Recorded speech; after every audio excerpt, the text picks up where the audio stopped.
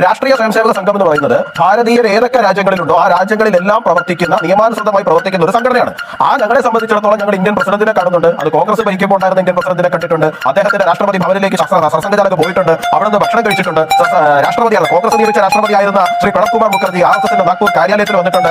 RSSന്റെ സ്ഥാപകന്റെ സ്മാരകത്തിന്റെ മുമ്പിൽ പുഷ്പാഞ്ജലി അർപ്പിച്ചിട്ടുണ്ട്. ഞങ്ങൾ എന്താ രഹസ്യമായിട്ട് പ്രവർത്തിക്കുന്ന സംഘടനകളാണോ? ഞങ്ങളുടെ നേതാക്കൾ വരുന്ന സമയത്ത് ഏതാണ്ട് സംസ്ഥാനങ്ങളിലും വളരെ പ്രധാനപ്പെട്ടതായിട്ടുള്ള ആൾക്കാരെയും ഏറ്റവും താഴെത്തട്ടിലുള്ള ആൾക്കാരെയും ഒരുപോലെ തന്നെ സന്ദർശിക്കാറുണ്ട്. അവരുടെ പ്രശ്നങ്ങൾ സംസാരിക്കാറുണ്ട്. അവരുമായിട്ട് കാര്യങ്ങളിൽ സംവദിക്കാറുണ്ട്. അത് കാലാകാലങ്ങളിൽ തുടർന്ന് വരുന്ന ഒരു പ്രോസസ്സാണ്. ശ്രീ കെ മുരളീധരൻ തിരുവനന്തപുരം ജില്ലയിൽ പൊതുജനങ്ങൾ കാണെ ബാലഗോകുലത്തിന്റെ പരിപാടിയിൽ വന്ന് സഹകരിക്കുകയും അത് ഉദ്ഘാടനം ചെയ്ത് പോവുകയും ചെയ്തിട്ടുണ്ട്. അപ്പൊ ADGP മാത്രമല്ലെന്നേ, DGP മാത്രമല്ലെന്നേ, ഇവിടുത്തെ കളക്ടർമാർ മാത്രമല്ലെന്നേ, ഇവിടെ ഏറ്റവും താഴെത്തട്ട് മുതൽ അങ്ങ് പ്രസിഡന്റ് ഹൗസിലിരിക്കുന്ന ആൾക്കാർ വരെ നമ്മളുമായിട്ട് സഹകരിക്കുന്നുണ്ട്. അത് ഞങ്ങളെ സംബന്ധിച്ചിടത്തോളം പതിവായുള്ള ഒരു കാര്യവും നിസ്സാരമായുള്ള ഒരു കാര്യവുമാണ്. ഇതെന്തിനാണ് ഞങ്ങൾ പെരുമ്പറവട്ടി നാട് നിങ്ങളെ പറഞ്ഞുകൊണ്ട് നടക്കുന്നത്? നാളെ നിങ്ങൾ മറ്റൊരു പേര് കൊണ്ടുവരും. അയാൾ ഞങ്ങളെ സന്ദർശിച്ചിട്ടുണ്ടോ? അല്ലെങ്കിൽ ഞങ്ങളുടെ ഏതെങ്കിലും നേതാക്കളെ കണ്ടിട്ടുണ്ടോ? കണ്ടിട്ടുണ്ടാവുന്നേ. അതിനെന്താ എത്ര പ്രശ്നം ഉണ്ടാക്കിയിരിക്കുന്നത്?